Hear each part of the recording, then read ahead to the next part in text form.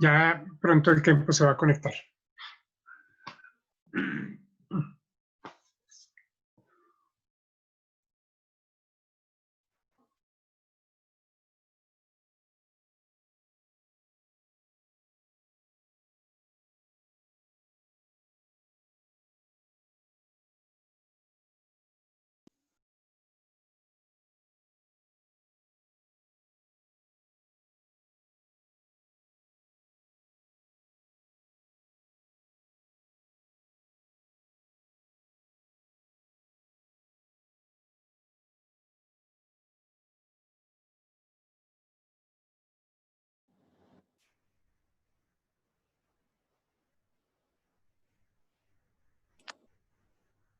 Hello. Good morning, Good Khempo. morning, How are you? Morning. Morning, Khempo. Good morning. We are seeing you sideways. Yeah, I don't know what happened. There. Now we can No, see you.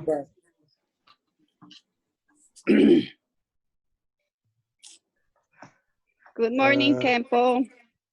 Good morning. Good morning. Good Good morning, morning. everybody. Oops. I'm trying to, oops. I'm trying to do it upside down. What happened actually? Okay, I guess that's okay. Generally, this is how. Probably you have the iPad. stuck. Yeah, no, I know, but my phone is straight, so I'm trying to put it on side. Oops. So anyway, I guess I'll leave it this way today. That's fine. Okay, so yes, good morning, everyone. And we are, studying about 3 trainings. We haven't really done much, just the introduction part. So 3 trainings. What are 3 trainings? Just to remind you, the first training is training in training in discipline of moral ethics. The second training is training in meditation absorption, which is samadhi. And third training is training in training in wisdom. That actually is training in insight meditation. Second, we can say is training in shamatha meditation. Just introduction part. We now these 3 trainings can also be, let's say, 6 paramitas. 6 paramitas can also be included in the 3 trainings. It's very easy in your mind if you remember what are the 6 paramitas to know. The paramita of generosity, the paramita of discipline, and the paramita of patience. These 3 are part of the first training, which is training in discipline of the moral ethic. Then 5th paramita, which is paramita of meditation concentration. That meditation concentration is part of the second training. It actually has the same name, samadhi. And the 6th paramita, which is the perfection of wisdom, of course, is the 3rd paramita. Now, the 4th paramita, you may be wondering what happened to the 4th paramita. 4th paramita, which is paramita of diligence or effort, as you can see, is part of all the 3 trainings. These are good to remember we may go through 6 parameter again in the end, so that we have a good, complete version of this small booklet that we're trying. So now coming back to, the first training, which is training in, which is discipline of moral ethic. Discipline of moral ethic actually refers to, disciplines of ordained people. And in the ordained people, we have both, lay people and ordained people too. So it refers to that when we talk about the discipline. The very heart of the vows, the liberation vows of the ordained people, both lay and, ordained people. In the lay people, like we have Genyan, so that's the lay, lay people's vow. That's why I kept saying. So lay people's vow and the vow of the ordained people, correct? The very heart of those practice or discipline is none other than keeping of the, keeping of the moral ethics of, 10 virtuous vows or 10 virtuous actions. How can we keep up 10 virtuous actions is concerned? By abandoning 10 kinds of non-virtuous actions. This is why we were talking about, 10 non-virtuous actions. Actually, in our last class, we talked about that. So this is concerning karma. 10 virtues and non-virtues are all about karma. So we are going now studying about karma. That's what you can think. We will have a lot about karma actually coming up, okay? So from the 10 kinds of negative karma, we actually only did the first one, I think. So we're going to go through that now. Okay, so that's first you can. Bueno, buenos días a todos. Recordando, estamos iniciando un curso sobre los 3 entrenamientos o las 3 prácticas. No hemos avanzado casi nada. Digamos, la primera sesión que fue hace 8 días fue una introducción. Para recordar, entonces, los 3 entrenamientos se refieren, el primero, a la disciplina en la ética moral. El segundo, a la absorción meditativa, o lo que llamamos el samadhi o shamatha. Y el tercer entrenamiento es en la visión, y se refiere también a la meditación de la visión penetrante. Esto también, digamos, empata o se puede relacionar con las 6 paramitas, los entrenamientos de un bodhisattva, digamos. Y ustedes recuerdan, esos 6 son: el primero, generosidad; segundo, disciplina; tercero, paciencia; cuarto, diligencia; quinto, meditación; y sexto, sabiduría. Los 3 primeros, generosidad, disciplina y paciencia, están todos relacionados con el primer entrenamiento, con el entrenamiento de la disciplina de la ética moral. El quinto, la quinta paramita, la meditación, está relacionada precisamente con el segundo entrenamiento, que se llama meditación, tienen el mismo nombre, ¿sí? Y la sexta paramita, que se llama sabiduría, está relacionada directamente con el tercer entrenamiento, que es la meditación de la visión penetrante. Ustedes se preguntarán entonces, ¿y qué pasa con la cuarta paramita? Que no la mencionamos.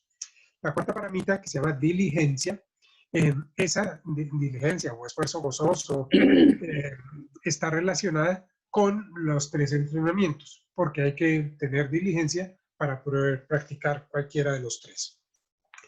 Entonces es posible que al final hagamos una revisión nuevamente de las 6 paramitas. Ustedes probablemente ya las han oído, pero como estamos dando estas charlas con la ilusión de poder construir un libro con estas enseñanzas, entonces las revisaríamos nuevamente. Recordando entonces, la primera vez, hace 8 días solamente vimos la disciplina ética, entonces vamos a recordar un poquito. Esta disciplina ética o moral está, digamos, dividida en 2 secciones. Están los votos o los, sí, lo que deben cumplir los monjes que han recibido ordenación monástica, y también están las reglas o los votos que deben cumplir las personas laicas. El corazón de la práctica de la ética moral está basado en mantener, digamos, la ética moral que se expone en lo que se llaman las 10 acciones virtuosas.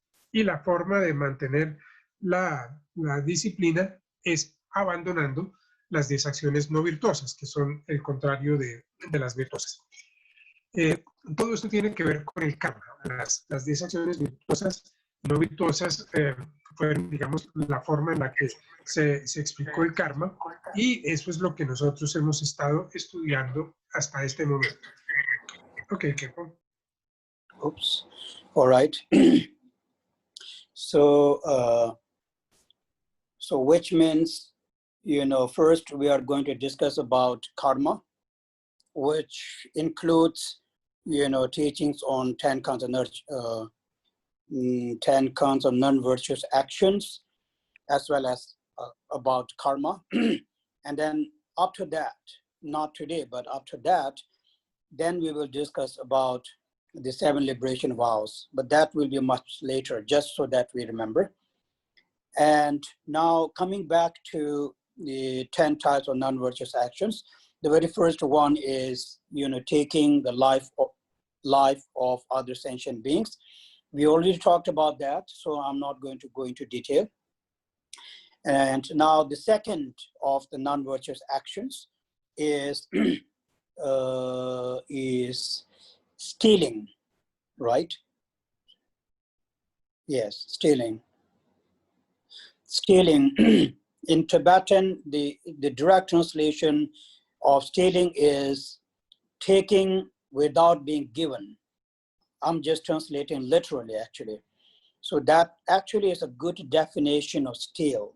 What is the definition? Stealing is concerned, you're stealing, if you take something without someone's permission, and if you take something without being given to you, no matter whatever it is, then that is stealing, right?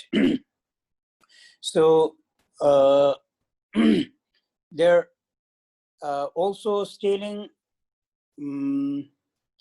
stealing actually is something that we know very well, but there are different ways of stealing, I guess. One natural way of stealing, which we understand. Then there's some other stealing that do not seem to be stealing. For example, keeping someone's or somebody's belonging to yourself for a very long time and not giving it back also will be considered as stealing, so to speak. Let's say you borrow something from someone and then you do not return it, perhaps with intention of not returning it, I guess, right? That's also stealing.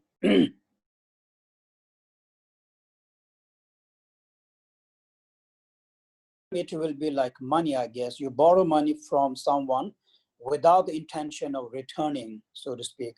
That actually is stealing. And then, of course, the other another way of stealing can be,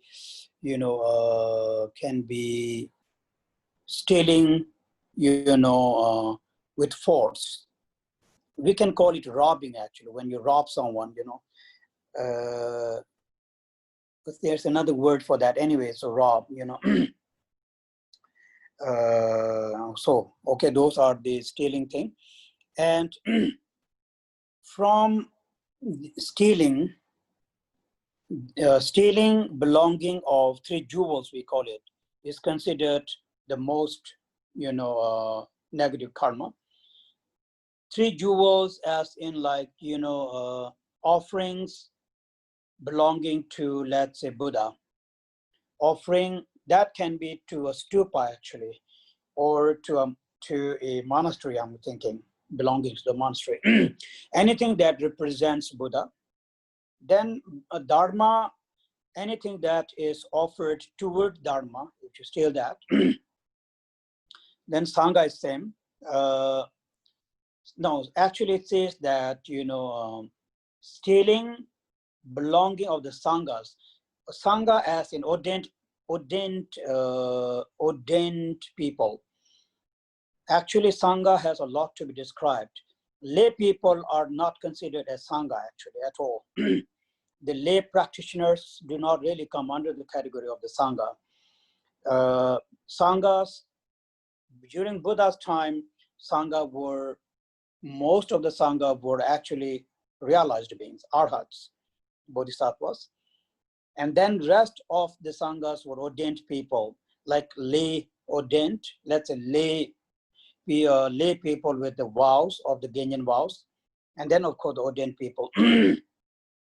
They are considered as Sangha, so to speak anyways, just so that you know. But I think it's not a very wrong thing to use the word Sangha to also our Dharma members of the practitioners. It's just a name actually that we are using. But we have to know it's good to know the actual meaning of the Sangha, so to speak. That's why I'm actually saying it.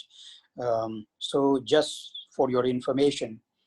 But in this case, it actually is same. Let's say anything offered to the center belongs to the center people. So if you steal from there, then it is like stealing from the Sangha, also same. And like anything offered to the Sangha, and if I steal that from the Sangha in the monastery, is considered one of the, most negative karma from the stealing. Yes, from the killing, I forgot to mention the worst karma that one gains by killing is killing, of course, killing, let's say, sublime beings first, can be arhats. But this is according to the history. So, but I'm not going to go too much into that. Then, of course, killing one's father, killing one's mother. These are the, karma that can bring us one of the heaviest, result from the killing. So we have killing and stealing both.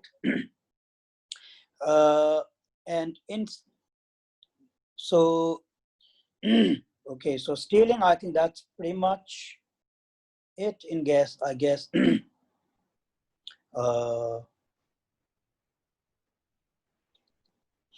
Actually, there's one thing which is interesting part I'm thinking, what about treasures? Let's say, Carlo, you go to Tabio and you find a treasure there, and if you keep it, will it be like stealing, for example? What does the law say? I guess according to the law, it's something, it belongs to the community. Is that right, Carlos? But according to the Buddha's teaching, actually it does not. It does not belong to anyone. But I think according to the law, you have this law, right? Where it says like, then it will belong to the, I guess it belonged to the government actually, government, right? But that actually is not, government is stealing then in this case. It really do not belong to anyone because there is no ownership, correct? It's like who owns the treasure? The treasure is there because of the, collective karma of the people. So it actually belongs to everybody or to nobody, so to speak. So nonetheless, it's just an interesting part, according to the Dharma, according to Buddha, then that's not a stealing. But according to the law, I guess it is against the law. I don't know, maybe different country have different laws, so to speak. If you find a treasure, it's actually about ownership, right? If it has an ownership, And if you took it, then it is stealing. But if there is no ownership, such as a person, a particular person that possesses it, then yes, it actually is not stealing, so to say. So, well, it just came to my mind, so I was wondering. But I also think it maybe is good to have some kind of law, right? Otherwise, people will fight. I don't know, there will be a lot of killings and things like that. So law is good. But actually, there is, why I'm bringing this up is during Buddha's time, the karma is a law, but it's a dharma law, but a law that no one created. It's a very natural law, right? Karma. But then we have this, human created law also. The law created by the government, by the people, all that. But both are actually, of course, necessary and important, so to speak. I'm not really comparing though, because in the law, you find a lot of flaw. Generally, there are a lot of flaws in there. But karma, law of the karma, there is no flaw in it. It's just very natural, so to speak. So in Tibetan, like we say, chö tim, chö meaning dharma, tim meaning law. So 10 kinds of negative karma, is actually chö tim. It's a dharma law that the whole world actually sort of, accepts it. So there is that difference. Therefore, engaging 10 kinds of virtuous actions and avoiding 10 kinds of virtuous actions, negative virtuous actions, is termed as practicing, the discipline. It is, yes, practicing the discipline of refraining non-virtuous actions. You got that? Yes. Okay.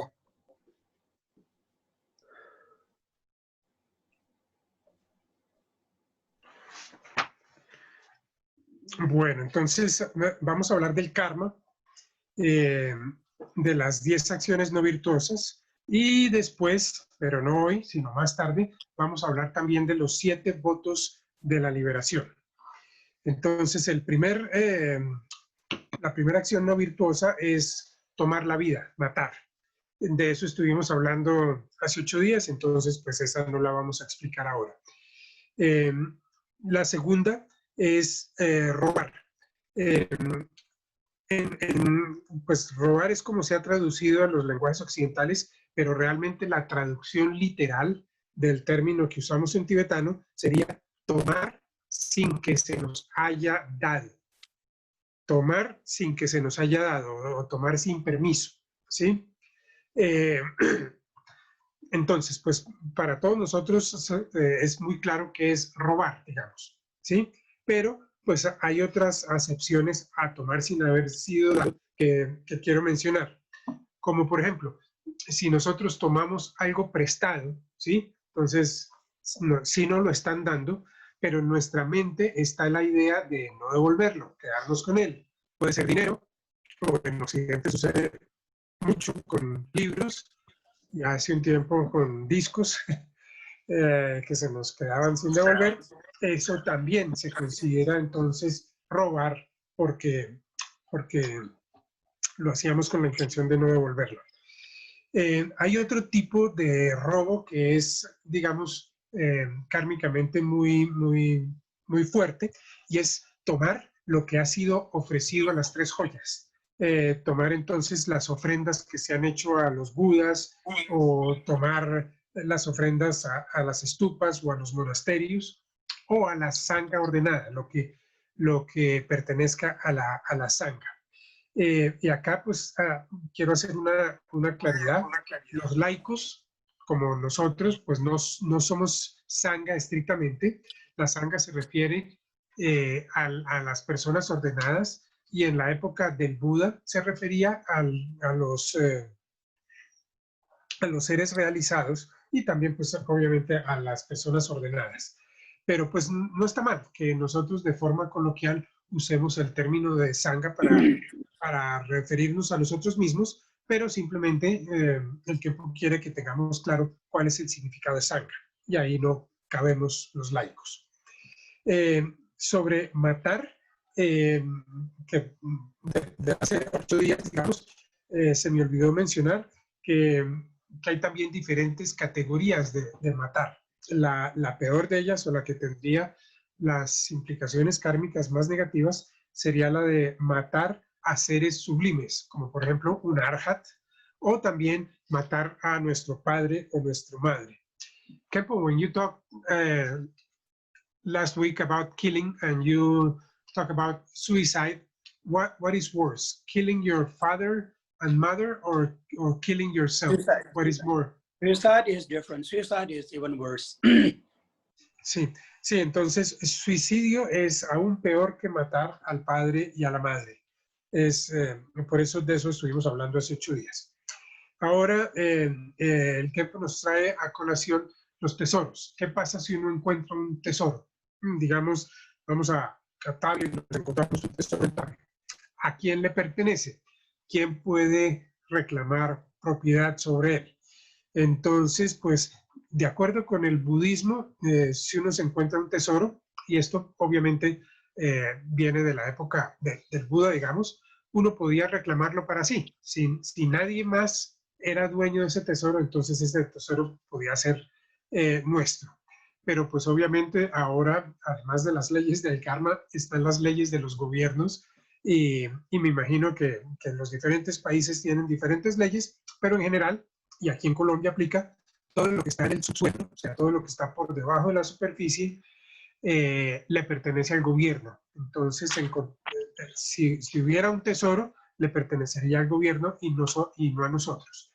Ahí vemos entonces que hay leyes naturales, como el karma, y leyes artificiales o humanas, como las leyes que aparecen en los códigos que preparan los gobiernos, y hay que tener una diferencia, ¿sí?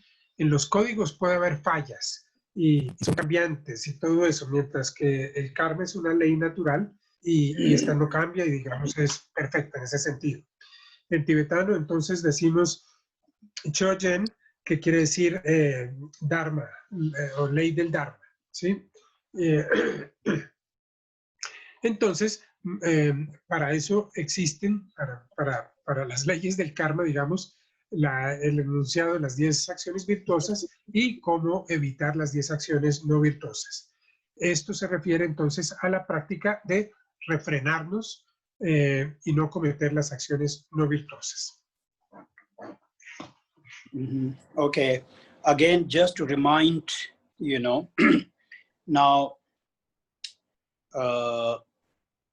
stealing also will become a full karma or a complete karma when all the 4 factors are, present. So 4 factor, again, is same. Here, the first is the object that one wants to steal, or you have the intention of stealing that particular object. That is, of course, the first. And second is the motivation.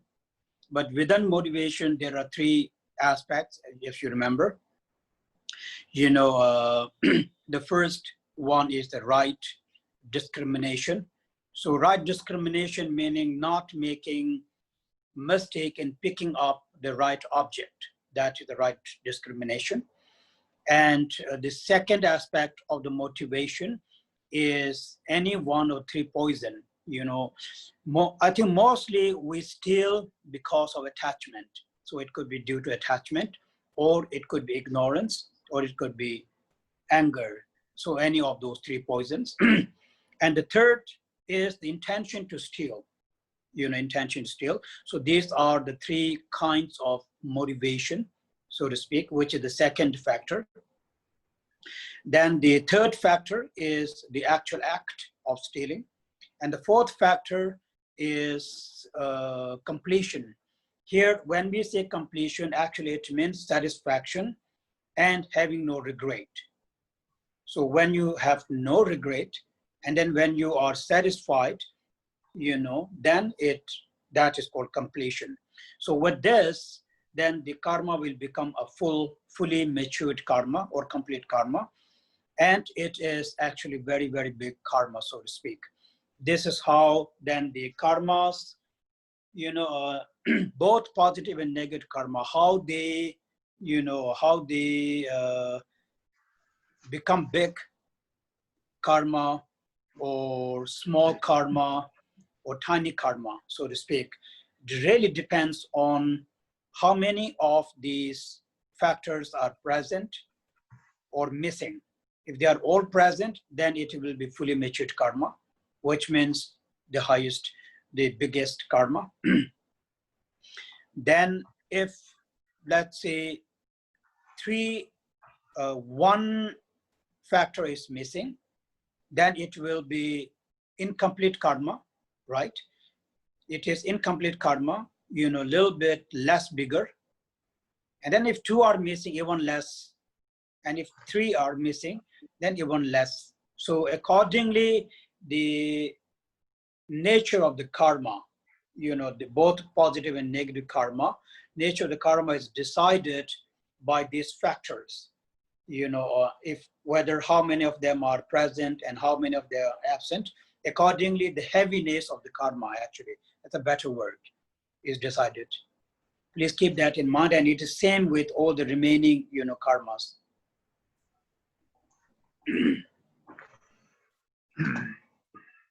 Entonces, como hablamos hace 8 días también, para que el acto de robar sea un karma 100% completo, se requiere que estén presentes los 4 factores que hablamos hace 8 días. El primero era que exista el objeto al cual se aplica la acción y que de nuestra parte también exista la intención de hacerlo, ¿sí? Que conozcamos la situación y que intencionalmente queramos hacerlo. Segundo, que el de la motivación, la motivación discriminativa correcta o la discriminación correcta del objeto. Esto se refiere a que hagamos la acción sobre el objeto que hemos identificado y sobre el cual lo queremos hacer, y no sobre un objeto equivocado. Bueno, ese segundo punto de la motivación o de la discriminación correcta se divide en 2. El primero, el que acabo de mencionar, el objeto correcto, y el segundo, el que exista alguno de los 3 venenos, ya sea apego, ignorancia o ira. En el caso de robar, pues probablemente la mayoría de los robos se hacen por apego o por deseo. Algunos pueden ser por ignorancia y es posible también que se robe por ira, digamos por venganza. El tercer factor es la acción en sí, o sea, cometer la acción, hacerla. En este caso, tomar sin que se nos haya daño. Y el cuarto es el factor que se llama de la conclusión, que se refiere a terminar el acto con satisfacción plena, sin ningún tipo de remordimiento. Entonces, si estos 4 factores están completos, entonces se conforma un karma 100% completo, digamos, es un karma grande y pesado. Dependiendo de si faltan 1, 2 o 3 factores, pues entonces podemos decir que el karma es grande, mediano o pequeño, ¿sí? La naturaleza del karma, entonces, o el resultado kármico, está totalmente definido por la presencia o ausencia de estos 4 factores. Right discrimination, just to make clarification, let's say,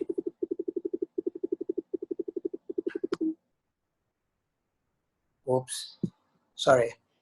Right discrimination is, let's say, my intention is to steal a cow, okay? But I end up stealing a horse. That's actually wrong discrimination, because that's not what I intended, because it's not the intended object. It's the wrong object, right? Same way actually with the killing. Let's say my intention is to kill, you know, a person, But if I end up killing, you know, an animal or a deer, you know, then that is not the intended object, right? So right discrimination here is your intended object is the right discrimination actually. Okay, just making sure that we understood. Or we can actually say intended object or unintended object instead of discrimination is a Tibetan word, so I used it, but that actually is a good word too. Entonces, aclarando la discriminación correcta, esto se refiere a que lo hagamos sobre el objeto sobre el que tenemos la intención de hacerlo, digamos. Supongamos que quiero robar una vaca, pero termino robándome un caballo. Entonces, ahí obviamente no tuve la discriminación correcta y terminé robando el objeto equivocado.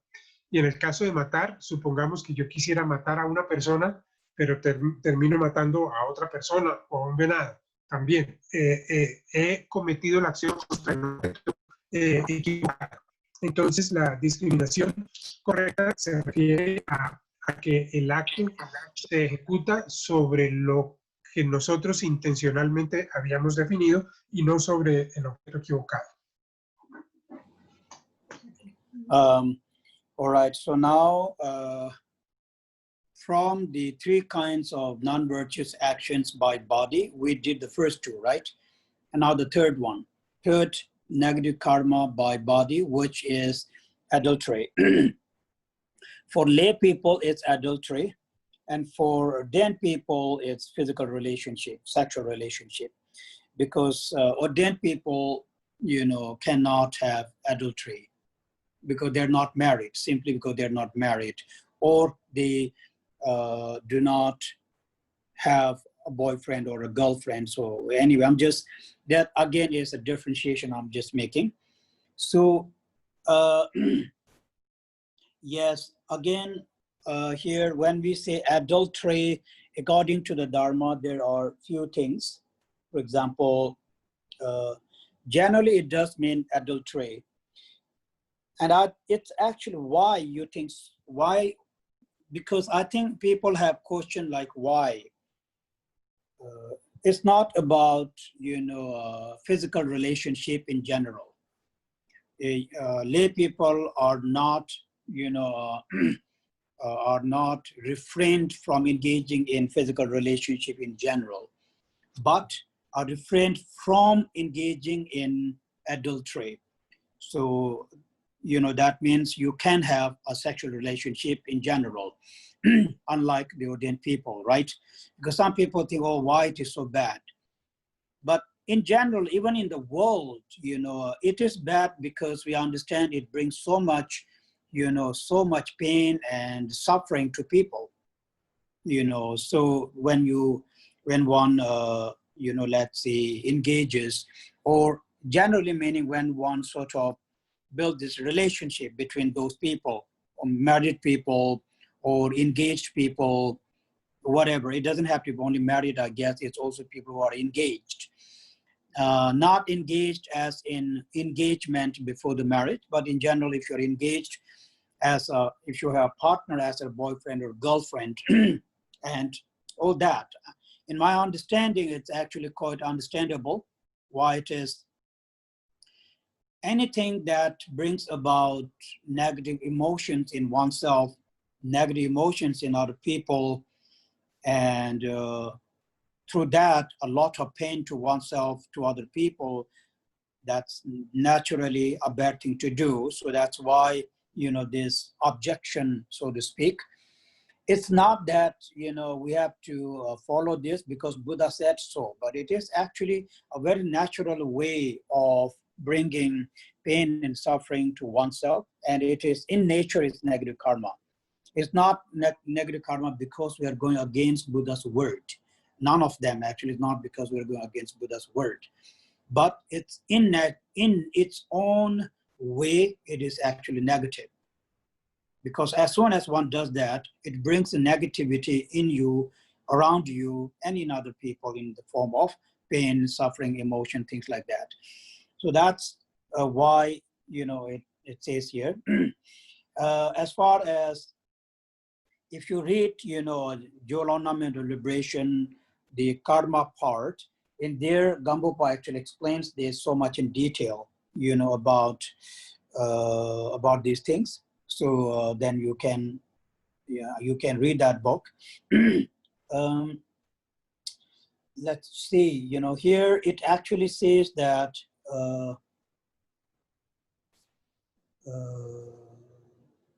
I had something here.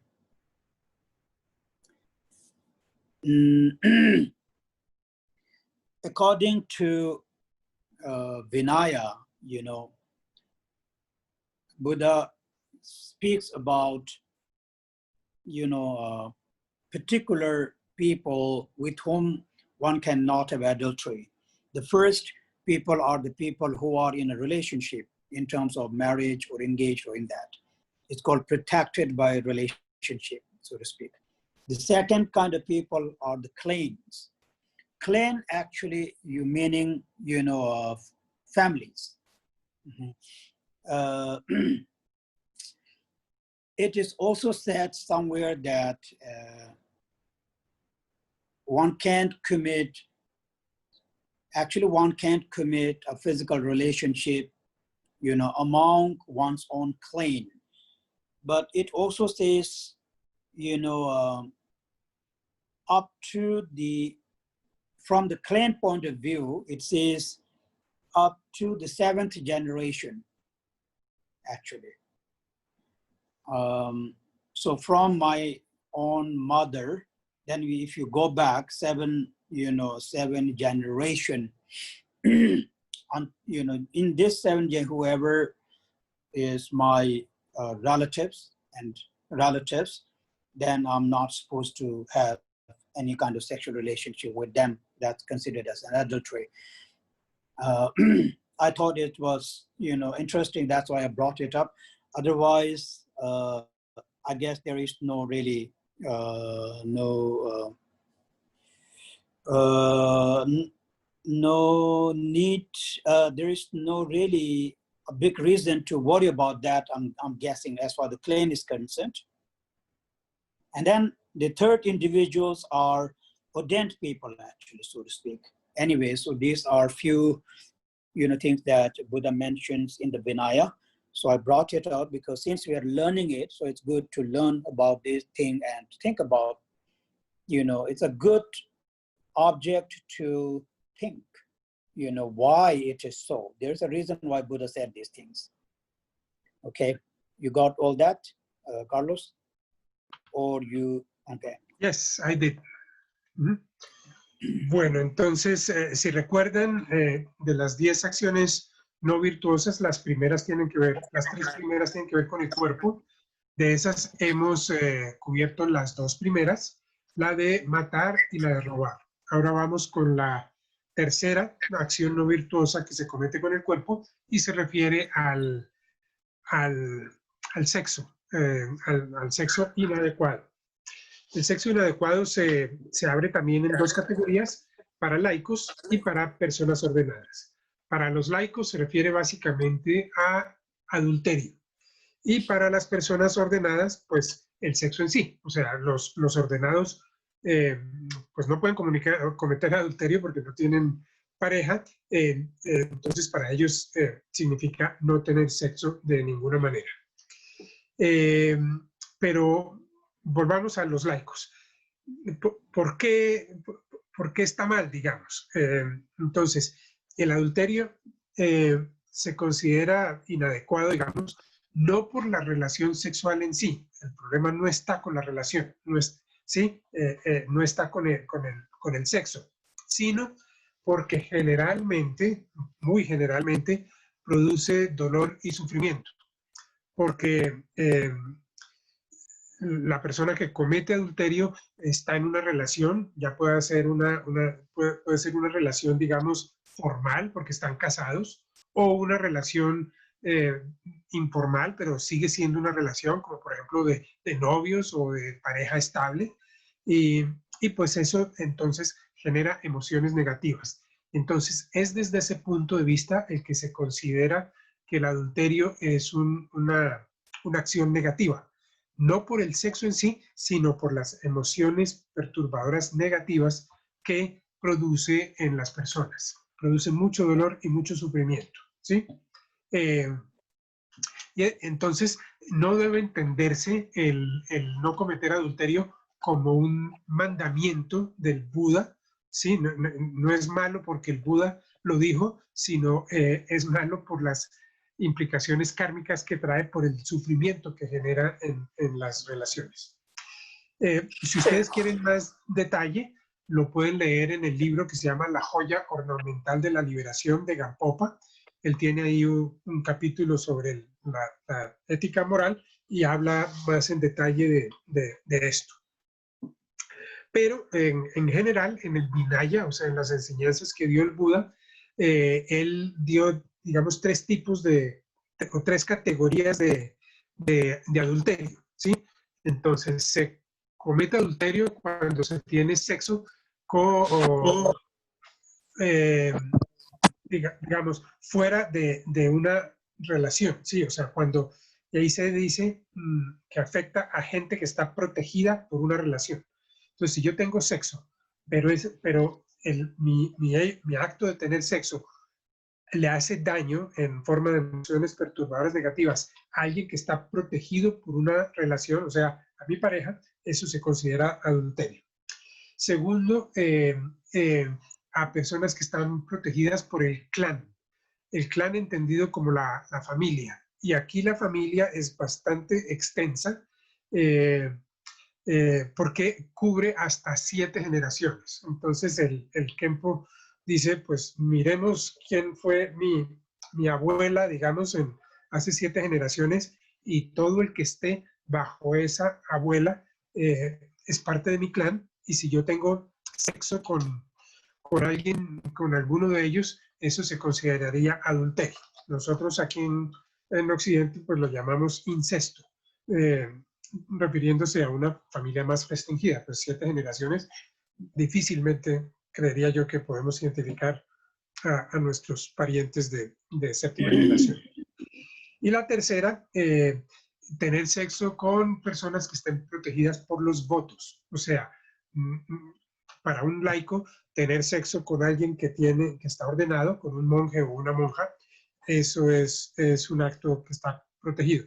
Y pues obviamente entre ellos también. O sea, 2 ordenados pues no pueden tener sexo. Ok, Khempo. Okay, so also it talks about, time meaning not a good time, to engage in any kind of negative karma in general. And I guess here, especially the sexual activities. So that time, in terms of time, he talks about pregnancy, when someone is pregnant. This is concerning women, actually, pregnancy. And then when women are experiencing periods, hormones, actually, anyway, periods, I don't say. So that period actually is the word they use in Vinaya.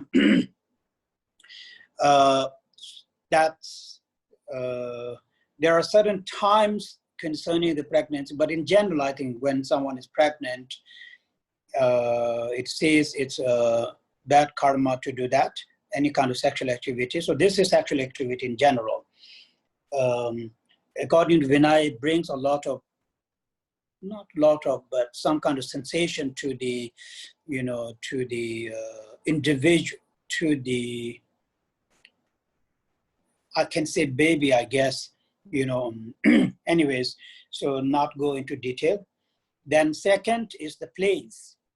Also here we can say time-wise, also another time in my understanding is, let's say when someone is in retreat, for example, then of course one should not in general engage any kind of karma, especially in these kind of activities, or in a dharma activity. when there are Dharma activities like in the centers, that when there are courses, let's say, and when you go to that courses, then of course one should refrain from any kind of activity, of course, from all kinds of activities in general. Because this is the time when we want to, really learn Dharma. So then why focus on those kind of things so much? Then why not just stay home and then have a party? So it's like that.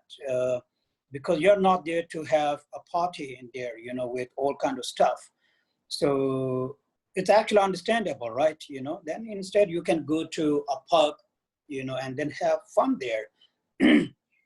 And, but if that's a big mistake sometimes people make, it's kind of, it shows our weakness actually, like how weak we are, that even for a day or maybe even for a few hours, I cannot stop myself from this kind of, normal habits. I'm not saying these are negative things. I'm not saying that having a party is not a negative thing, but, it shows one's weakness actually. So if we have to actually remind ourselves why we are practicing Dharma, right? We are practicing Dharma to change ourselves. So when I want to change ourselves, it's not the look that you actually came to change. It is the mind, the habit, that you want to change. So what are those habits? Those normal habits actually is what you want to change. If I am not even able to,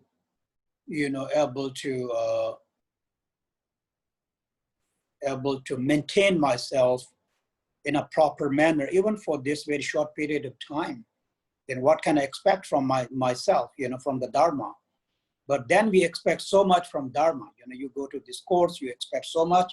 And as far as you or I am concerned, all I do is I do everything that's actually against that course. But then I expect everything from that course. It's kind of ironic, to think that way, right? So we really need to be very mindful about these things. Actually, it says that, So that's the time that we're wasting our own time, and then we are wasting the time of other friends as well, which is actually very sad. I don't only sort of, bring upon this kind of negativities to myself, but as well as to other people.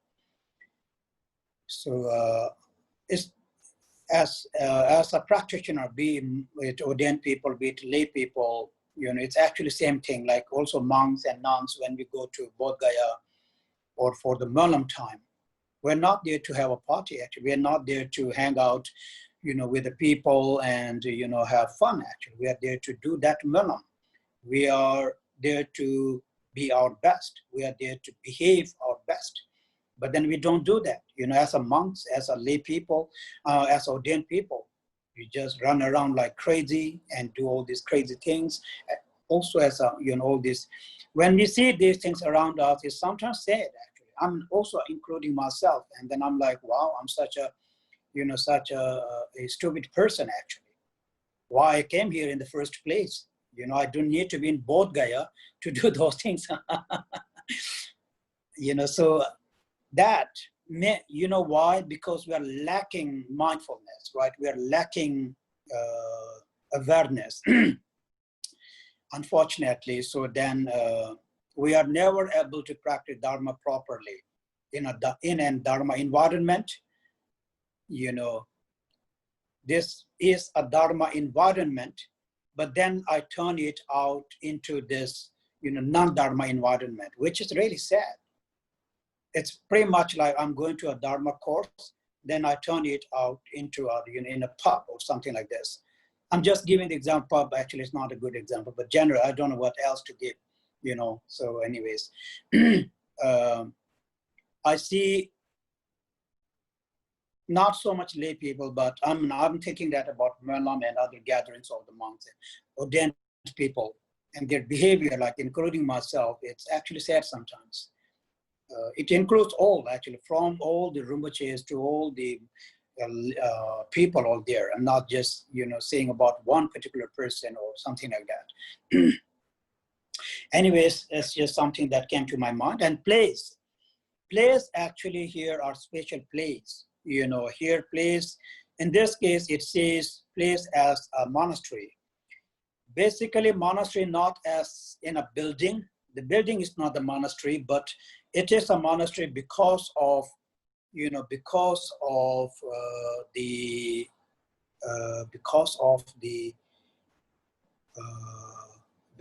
the objects. Again, like for example, in a monastery we have to have Kanjur and Tenjur.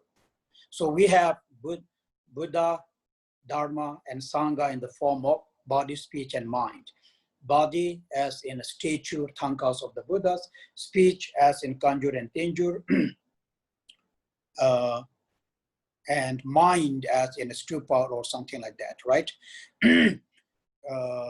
Anything that, all the objects that represent body, speech, and mind of a Buddha are present there, Kanjur and Tenjur and all that, the tankas and everything. So that actually is a holy place in that case. But of course, and then holy place meaning literally holy place like Bodh Gaya, Varanasi, all that other places, right? So that's the place. So in general, those are the place, because this is a Dharma environment. Therefore, we want to behave ourselves the best, and we, at least for that time, and not engage in any kind of Dharma and non-virtuous actions, not just this, only this actually, in the sexual misconduct, just in general, all of them.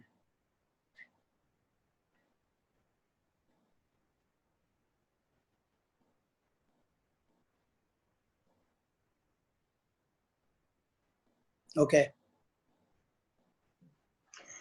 Entonces, ahora vamos a hablar del tiempo, porque también hay un tiempo inadecuado.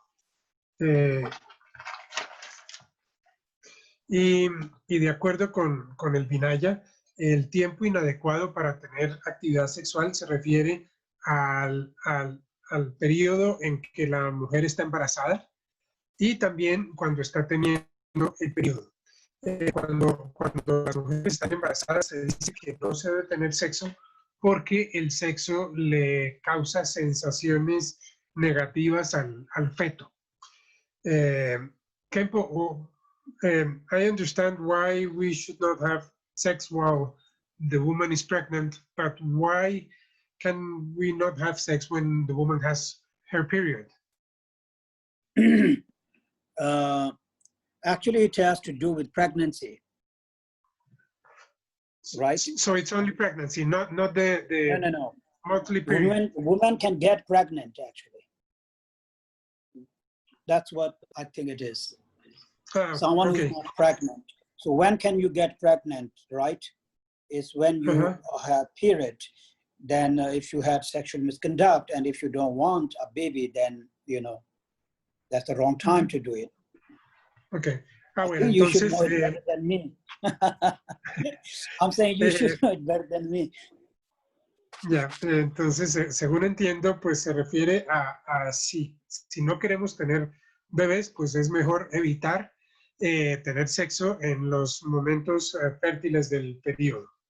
Bueno, con respecto al lugar equivocado, porque hay una persona equivocada que se refiere al adulterio, un tiempo inadecuado del que ya conversamos, ahora viene un lugar inadecuado para el sexo y se refiere, digamos, cuando estamos en un centro de retiros o estamos en un retiro o estamos en cualquier actividad del Dharma, ¿sí? En los centros, porque pues si vamos a un centro del Dharma, pues vamos buscando Dharma, no ir al centro del Dharma y convertirlo en una fiesta. Para eso, mejor quedarnos en nuestra casa y pasarla bien bueno con nuestros amigos, ¿sí? Entonces, el Khempo dice, este es un gran error que cometemos muy frecuentemente, porque de esa manera estamos como mostrando nuestras debilidades, que no somos capaces de refrenarnos por nuestros hábitos ordinarios, ni por unas horas, ni por unos días, sino que pues fácilmente queremos volver a repetir nuestros patrones, digamos, neuróticos de querer obtener placer por medio del sexo. Y aquí entonces debemos recordar para qué practicamos el Dharma, ¿sí? Y el objetivo de la práctica del Dharma es para cambiar nuestros hábitos, ¿sí? Entonces, si no podemos refrenarnos por unas horas o por unos días, ¿qué puedo esperar del Dharma? ¿Qué puedo esperar si estoy, digamos, actuando contrario a las recomendaciones del Dharma y dejándome llevar por mis impulsos? De esa manera, pues, sería un desperdicio de nuestro tiempo y el desperdicio del tiempo de nuestros amigos con quienes nos involucremos en sexo mientras estamos en una actividad del Dharma, en un retiro. O como también sucede muchas veces en Bodh Gaya. Sí, vamos al Monlam y hay miles, literalmente miles de monjes y monjas, y también hay miles de practicantes laicos, pero digamos, vamos y en vez de estar dedicados todo el tiempo a la práctica del Dharma, dado que estamos en Bodh Gaya, un lugar que se considera sagrado para los budistas, nos dedicamos a la fiesta, a pasarla bien, a reírnos, a hacer chistes y todo eso, ¿sí? Digamos, como malos practicantes. Entonces, pues, ¿para qué ir hasta Bodh Gaya? Eso queda muy lejos cuando nos podemos quedar en la casa si lo que queremos es pasarla bueno con los amigos. Esto es por falta de atención, por falta de ciencia plena, ¿sí? Entonces, pues tratemos de no convertir los cursos del Dharma en una fiesta. Y esto no solamente aplica para los laicos, eso también aplica para todos. Y uno lo ve en Bodh Gaya, como monjes y monjas a veces, digamos, se exaltan y se pasan de línea, digamos, por encontrarse con sus amigos y pues obviamente verse con gente que no se han visto, ¿sí? Y cuando se refiere al lugar, pues no solamente se refiere a Bodh Gaya y a Varanasi, sino también a los monasterios. Y los monasterios no es por el edificio en sí, el edificio obviamente no tiene ninguna importancia. Se refiere a los objetos que normalmente se tienen en los monasterios que representan al Buda. Por ejemplo, el cuerpo del Buda está representado por las estatuas o las tankas. El habla del Buda está representado por sus enseñanzas, el Kanjur y el Tenjur. Y la mente del Buda está representada por las stupas. Y es frecuente que en los monasterios se tengan estas tres representaciones. Entonces, pues, cuando se está enfrente de una representación del Buda, pues es mejor cambiar nuestro comportamiento y no simplemente seguir con nuestros hábitos ordinarios, ¿sí? Entonces, cuando estemos en lugares altos como Gaya o Varanasi, o en lugares que haya representaciones del Buda en cuerpo, habla y mente, debemos tratar de no involucrarnos en actividades negativas. You know, about the place, it also includes a place where, you know, Dharma is practiced. We can say retreat place, like where a lot of teachings, courses, empowerments, and practices has, you know, taken place over the period of many years. The place is, you know, just in general place becomes like a holy place.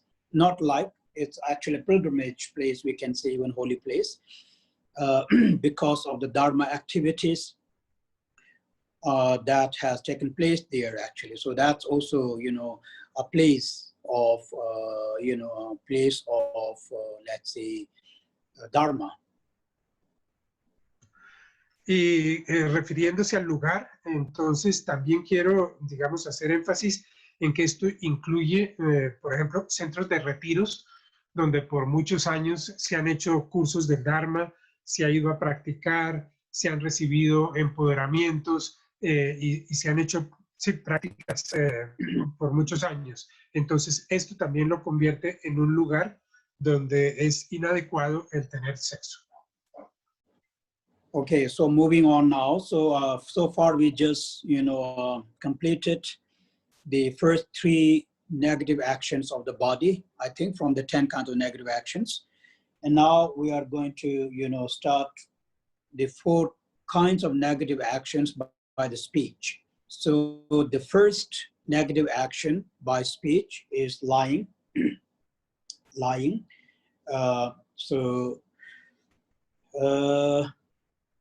So again, lying is something that we all are quite aware of.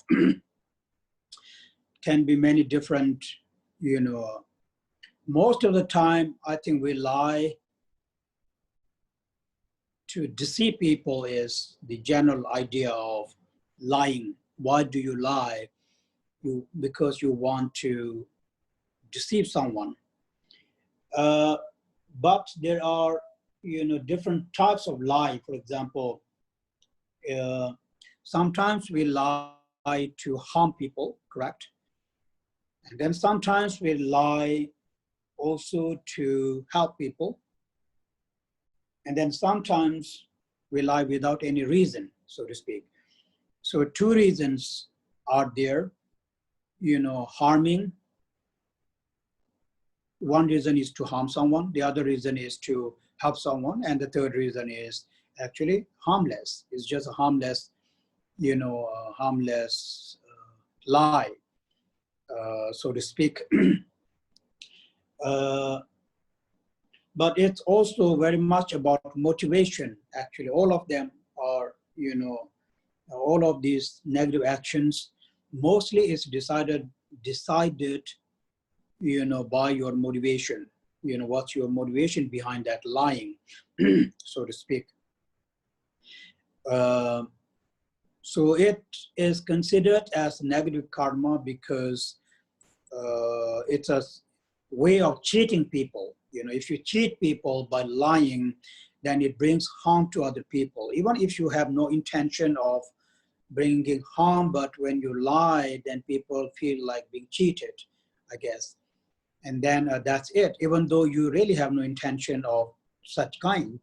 But then what can you do, And that's why we lose trust, our trust in people, because you lie too much and people think that, that he or she always sort of cheats, is a cheater in the sense.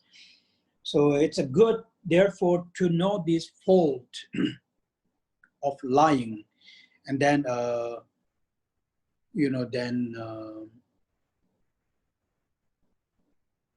refraining oneself from lying by really, by really understanding the harm that it can bring to oneself and other people. I guess it's a way of, giving off the lie, I guess. There are different kinds of lie. For example, one of the lie is like normal, those 3 that which I said are very normal kind of lie, a mundane lie.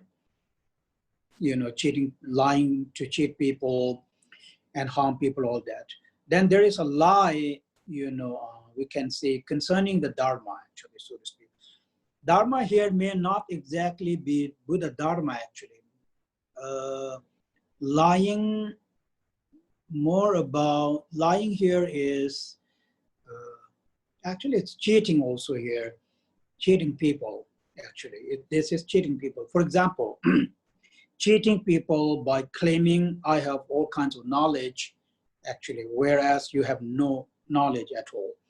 Like claiming that I am a bodhisattva, claiming that I am a yogi, things like, from Dharma point of view, things like that. Claiming I am a lama,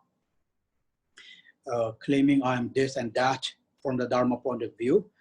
And your motivation is to cheat people Why you want to cheat people? Because you want to earn wealth and you want to earn fame. So for the sake of earning fame and wealth, one cheats those people by lying, by claiming those things. So that's we call it big cheat according to the Dharma. Big cheat meaning this is a lie, actually not cheat, but lie. And this is among the lie, then this is the lie that can bring you the most heavy karma, actually. Especially claiming that you are a bodhisattva or a yogi or an enlightened person, in order to cheat people.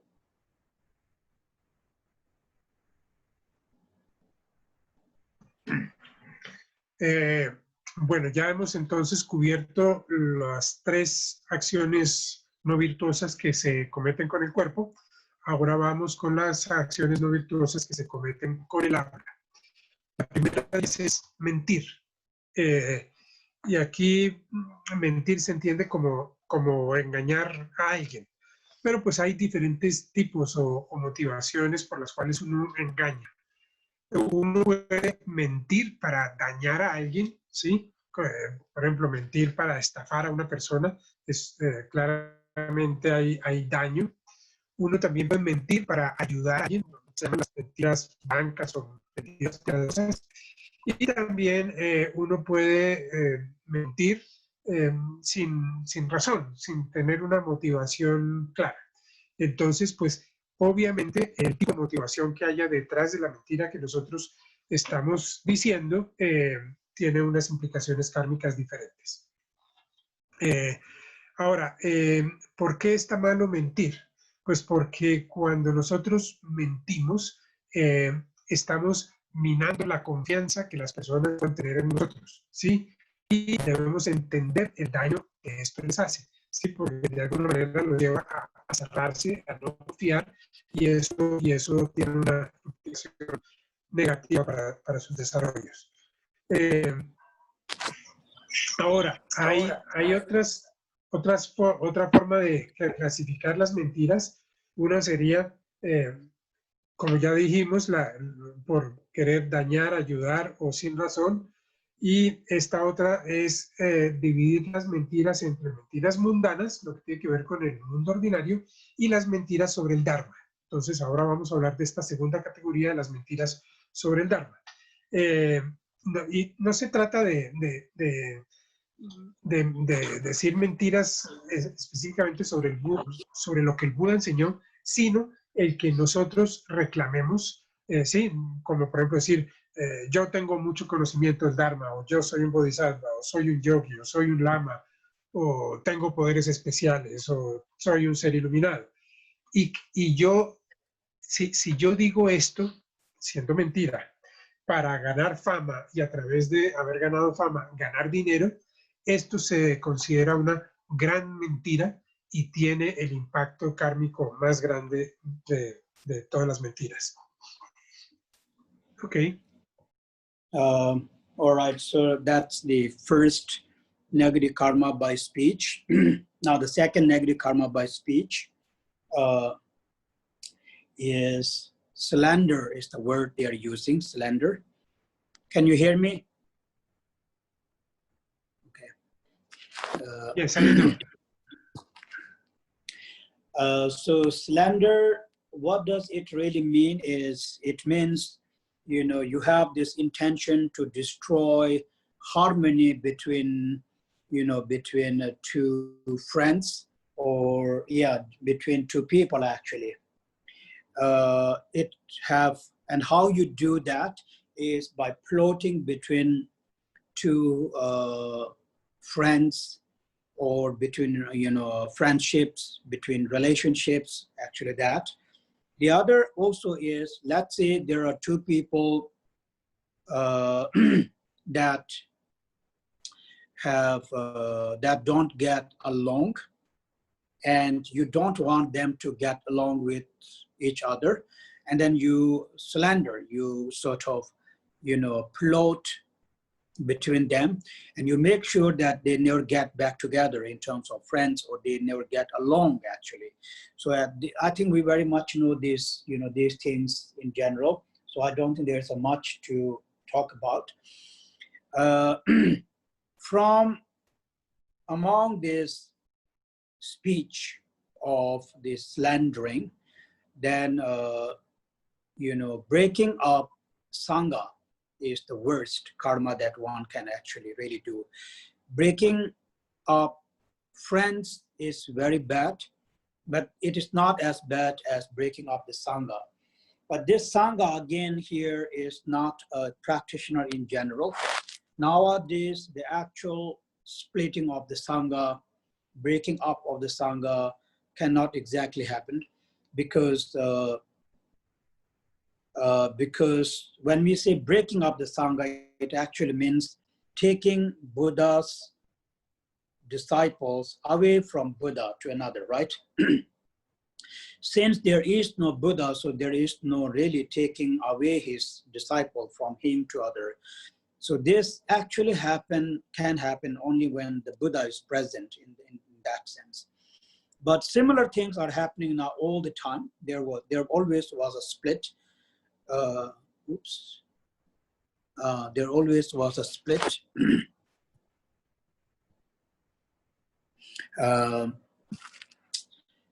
Between the sanghas, you know, so that's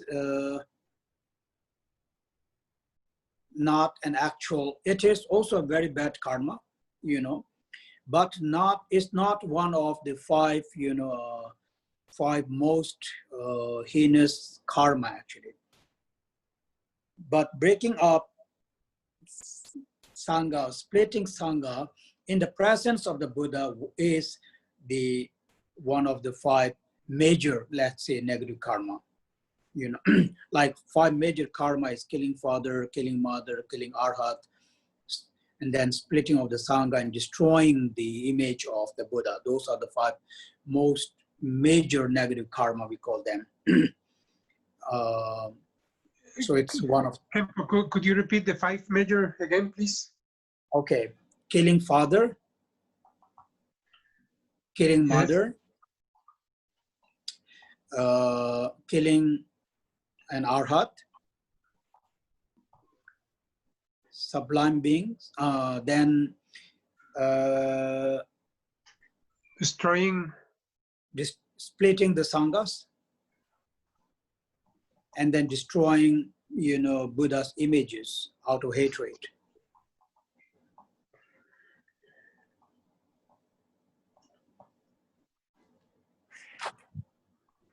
Thank you. Mm-hmm. Oops. But they don't include. Yeah, go ahead. I'm listening. They don't include suicide, and you tell that it was even worse than killing no, suicide is not one of that. Yes, I'm sorry. Okay. That's what I asked, because I didn't know if it was worse or not worse. Okay. I'll clear that up.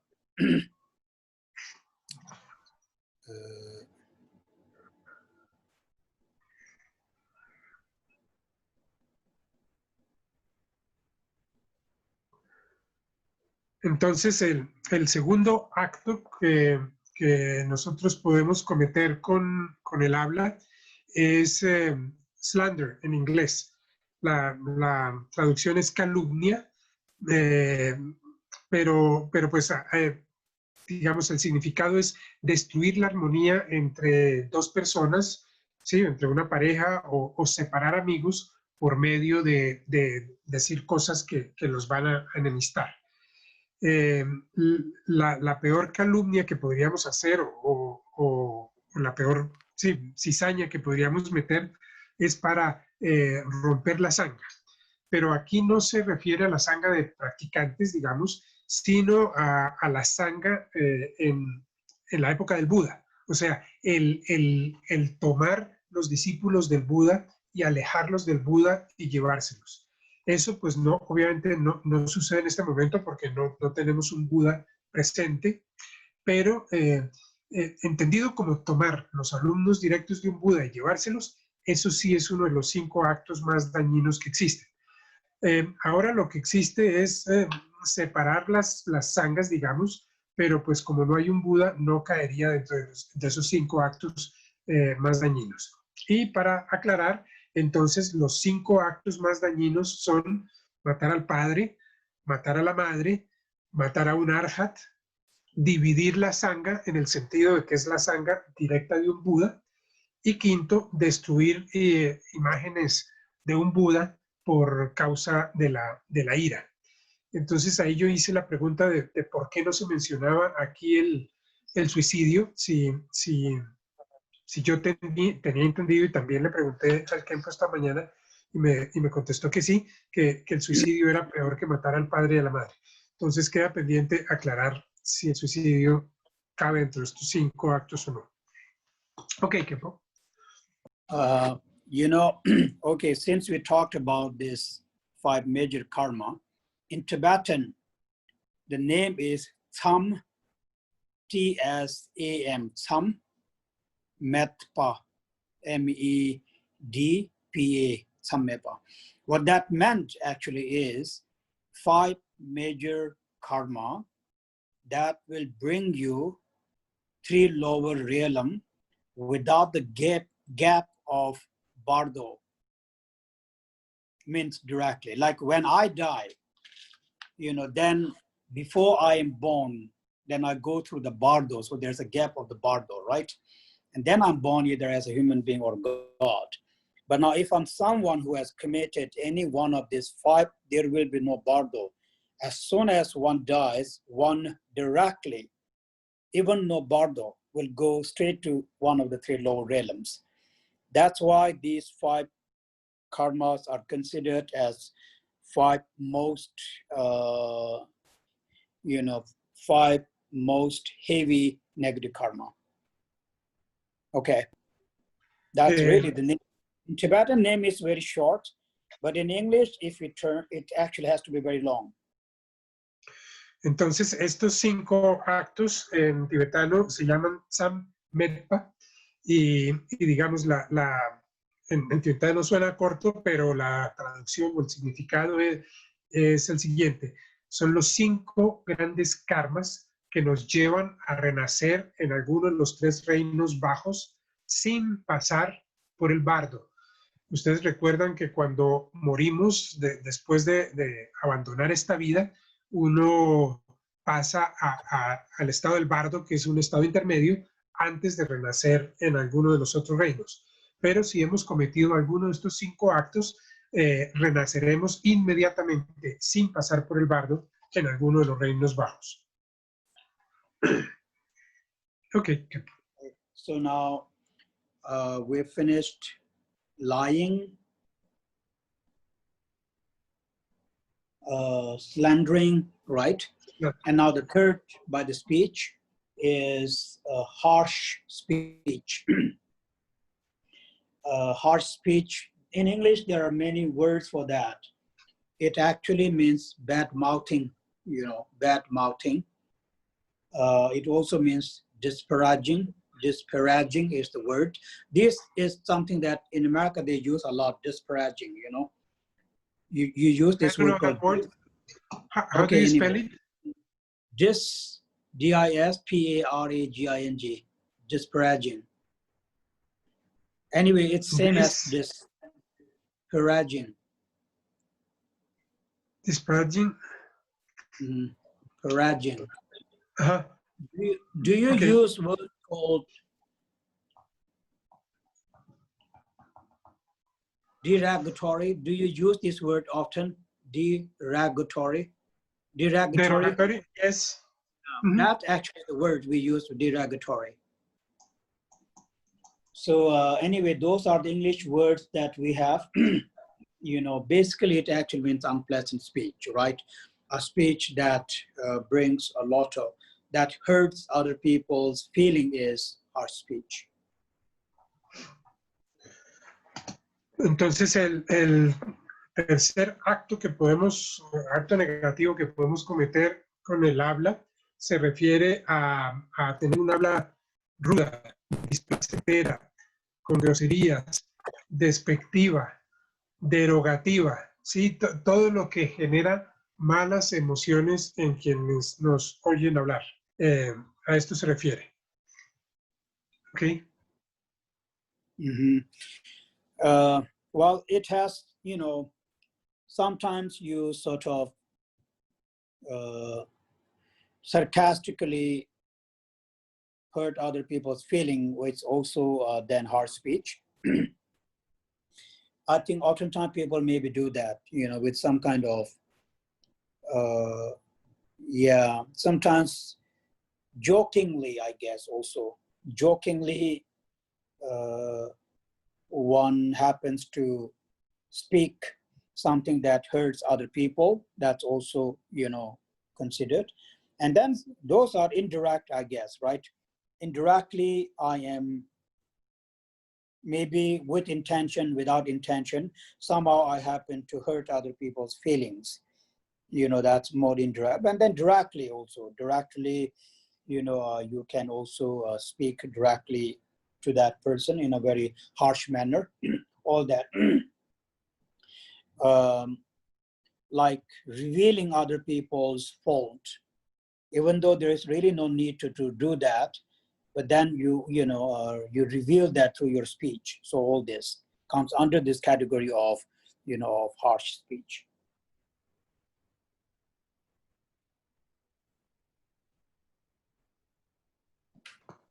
También cabe dentro de esta categoría de habla ruda, digamos, el usar el sarcasmo y el burlarnos de las personas con la intención de herirlos. O también el revelar las faltas, ¿sí? Puede no ser una mentira, puede ser que la falta, digamos, exista, pero el hecho de revelarla y con el ánimo de hacer sentir mal, de herir a la otra persona, pues eso sí nos trae karma negativo. Se me está acabando el papel. Ahí hay más. Done? Okay, so then the fourth, right? The fourth negative karma by speech is gossiping or idle talk. In Tibetan, we have a word, actually I like that. When we translate that, it becomes something like mindless talk. I like that actually. It actually means a talk where you lack mindfulness. And then you say all kinds of stuff, so mindless talk. A talk that doesn't really have a meaning, so to speak, so to say. Either to hurt someone or to help someone, nothing like that, just a gossip. That's an idle talk, mindless, because it's opposite of mindful talk. So in general, any talk concerning Dharma are called mindful talk, because that talk, kind of talk has a wisdom in them, a wisdom that can help other people. Then those kind of speech that are nature of wisdom, knowledge, of course, are very beneficial speech. So that's mindful, mindful talk, we call it. And then any speech that lack any kind of wisdom or knowledge actually comes under this category of gossiping. So I guess it's kind of very, has a very big range to it when we say gossip, right? It has a huge range to it. Even Dharma talk can sometimes become idle talk when other people are unable to gain any wisdom, any knowledge. And it also can become an idle talk when the person, teacher like myself, is unable to deliver any kind of knowledge or wisdom, to other people. So it'll become like a gossip, like if you, so and anyway, so it depends really. It has a huge range of gossip in there. So Dharma can sometimes also become a gossip, Dharma talk.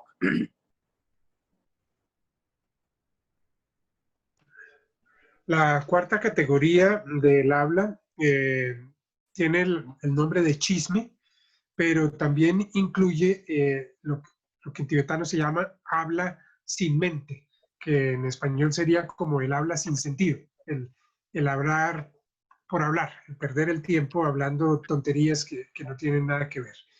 El habla del Dharma, o sea, cuando estamos hablando del Dharma, pues ese sería un habla con sentido o con mente, mindful talk, mientras que hablar bobadas es mindless talk, habla sin mente. Esta es una categoría muy amplia también, porque digamos, hablar del Dharma también podría caer en esta categoría si, si digamos, el maestro o la persona que está enseñando, en este caso, por ejemplo, el Khempo, habla de tal manera que no trae entendimiento y no trae beneficio para la audiencia. Entonces, pues eso también podría caer en esa categoría. Ok, Khempo. All right, so now moving on. So those are the 4 kinds of negative actions by speech. Now the 3 negative karmas by mind. These 3 kinds of negative karma of the mind are actually linked with 3 poison. First one is linked with attachment, second is linked with anger, and the third is linked with ignorance. Okay, so the first negative karma by our mind is covetousness, I think is how they call it. Or we can say greediness. Covetousness or greediness, right? Which is term of attachment. It basically has the sense of craving, not craving to one's own belonging, but craving to the belonging of other people. That's really it. So that's why you can see craving and grasping, both are there in this. It's very strong grasping and very strong craving. Everyone has that actually. We all have this. When you see a big house, nice house, big car,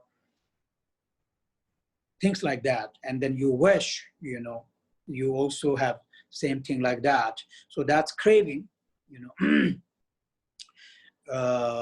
Or any, it can also be the look of people, you know, when the good looking people.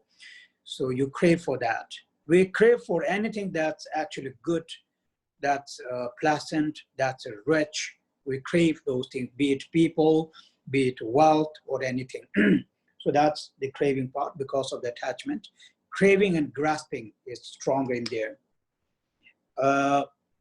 Then second, by speed, by mind, is, you know, harmful thoughts. So harmful thought, again, is connected with anger or hatred, right?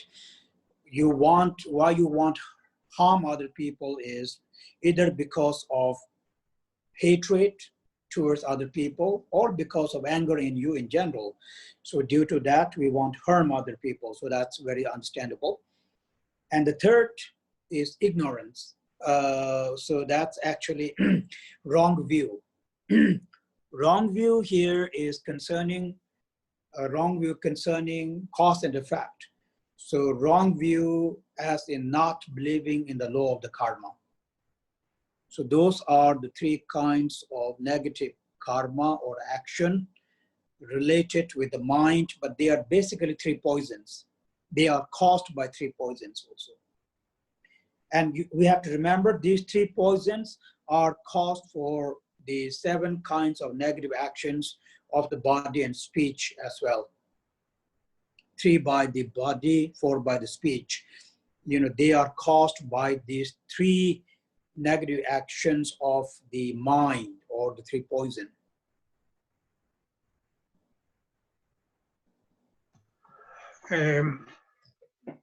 Ya cubrimos entonces las 4 acciones negativas que podemos hacer con el habla. Ahora vamos con las 3 acciones negativas que tienen que ver con la mente. Y aquí hay que entender que se refieren a, o que están causadas por los 3 venenos, del apego, la ira o la ignorancia.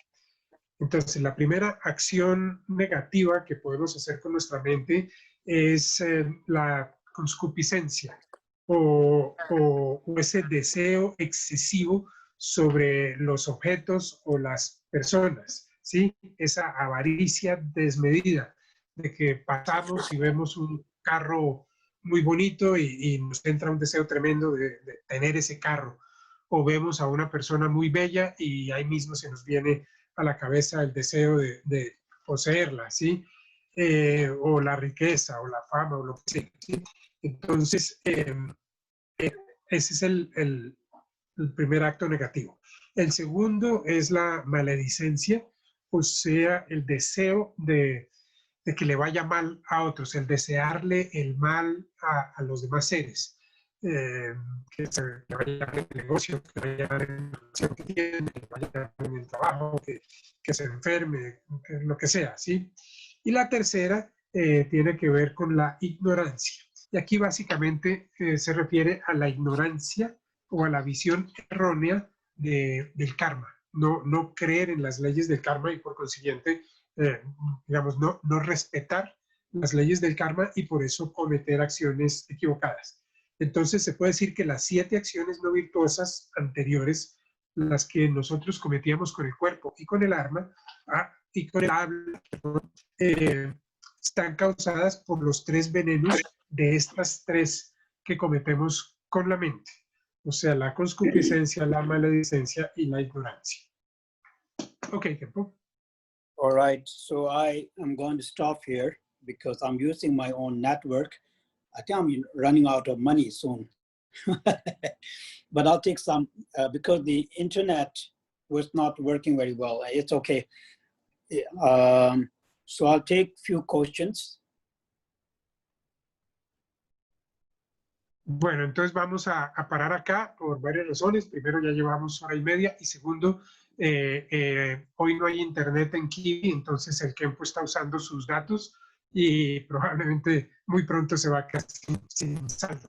Yeah. Pero de todas So maneras, if you si lose hay alguna... so if you lose me, then you know. Entonces, si se desconecta es que se le acabó el saldo. Pero de todas maneras, si hay alguna pregunta, pues entonces háganla y la contestará mientras su saldo se lo permite.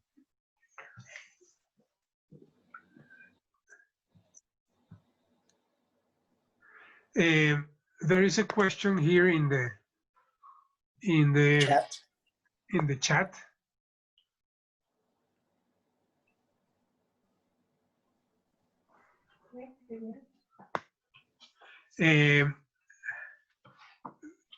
Regarding the 2 factors that complete a karma, talking about the satisfaction about the action or doing it without remorse, is there a time in which you have to express remorse? Actually, it's a very good question. Yes, there is. It is true. It's actually called a session. There's a time period.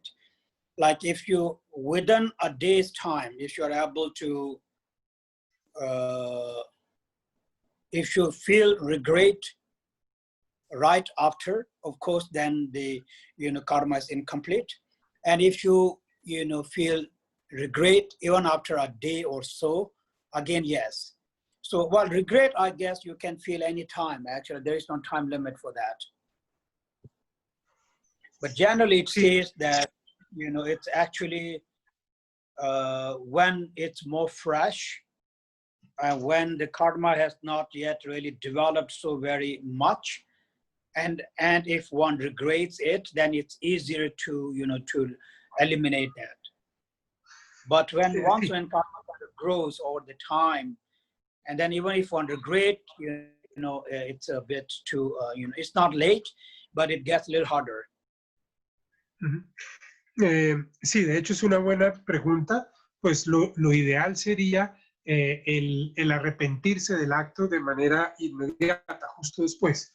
Pero aún si se hace 1 o 2 días, pues eso también trae, digamos, beneficio. De hecho, pues podríamos decir, en cualquier momento sería bueno expresar movimiento por las acciones negativas, pero pues obviamente mientras más rápido mejor. Khempo, I don't know where I read it, but somewhere I read it that it was ideal to have the regret in the next 20 minutes because that's the time for the impression to settle in the mind. But I don't remember where I read it. Yes, that's there is actually it depends on many aspects actually. The time limit depends on many aspects of the karma. Also the nature of the karma. So to generalize this is a little bit difficult. You know, it depends to the nature of the karma. Generally, it's within that session. We actually, if you divide the day into 3 sessions or 2 sessions, it's within that session. Sí, So entonces, like pues, 12 hours divided into 3 sessions is 4 hours, right? In a day, there are 6 sessions. So that's 3 sessions a day, 3 sessions a night. sí, That's entonces, general. pues, hablar de un periodo de tiempo es difícil porque tiene también que ver con la naturaleza del acto que cometimos.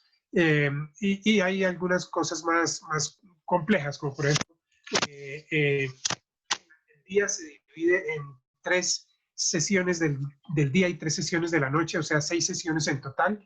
Entonces, pues una sesión correspondería a 4 horas. Lo ideal sería que el arrepentimiento se diera dentro de esas 4 horas. There is another question regarding adultery in couples that in a consensual way, they are open to have sex with other people. Like, I don't know if you have heard about the swingers. People who openly and willingly are okay for them to have people to have sex with other people. Generally speaking, when you define adultery, then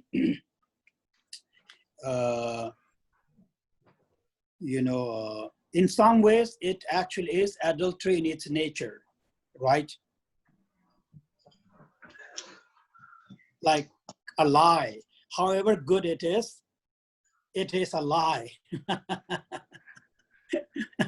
So you can't say it's not a lie because it's a good lie, so to speak. So something like that, actually, you know. But here, because it's Buddha said that adultery, you know, talked about adultery. So it's much deeper than what we are thinking. It's not only about the surface of it, actually. So there's more depth in that, in every karma.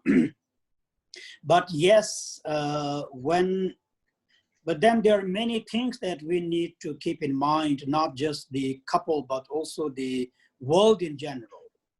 World in general view it as an adultery, right? The society in general view it as an adultery. Just because it's not an adultery in my mind, in my, let's say, in my view, because of these things, does not make it not an adultery. I think that's just my thinking, actually. But Sí, from entonces, karma, yes, there is a difference. Sí. Entonces, pues con respecto a estas parejas que de mutuo acuerdo deciden tener sexo con otros fuera de su pareja,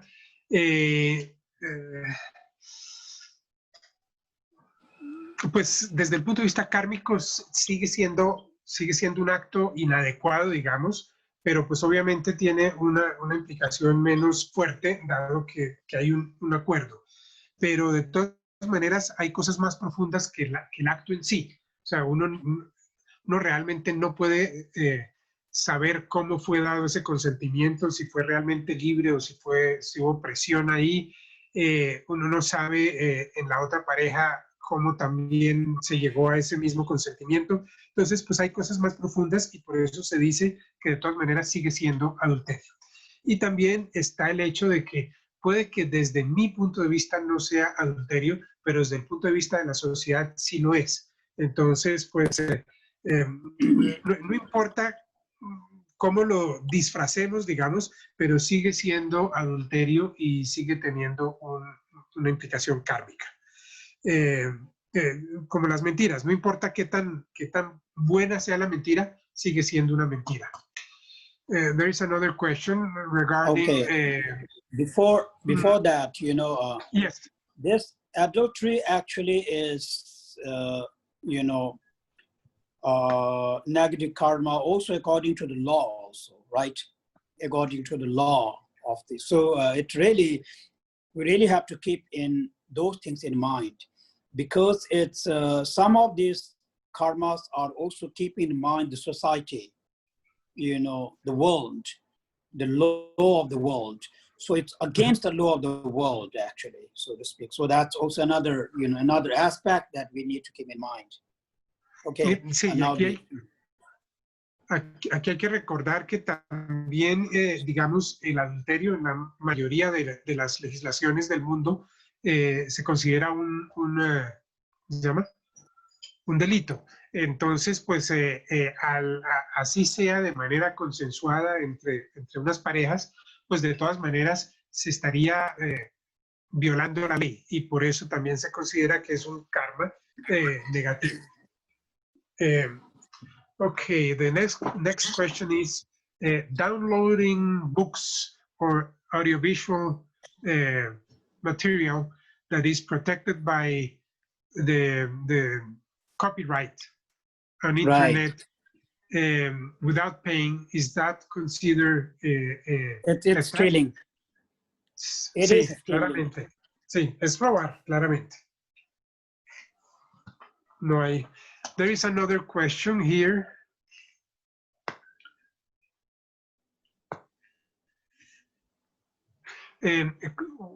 What can we do? What practice can we do when we realize that we have committed one of the unvirtuous actions, such as stealing or sexual misbehavior?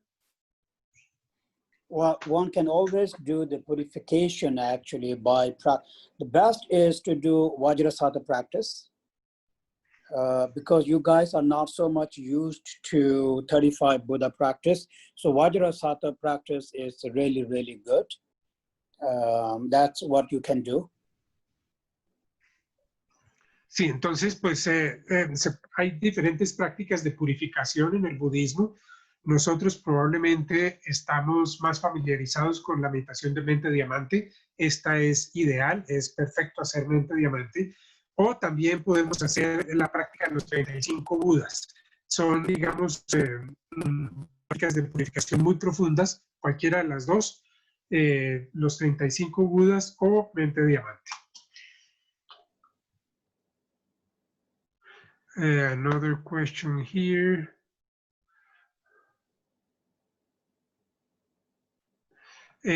Is also lying when you hide the truth, when you don't say anything, but you are omitting telling the truth. Is that the same? It's not same actually. Here, because it's speech, it's lie is a speech. Unless you speak it out, it's not really considered as a lying actually. So you are not lying because you hiding the truth is not exactly lying in my understanding. Mm-hmm. But if you know, like lied to hide it, then yes, it's lying. It's literal, very literal meaning.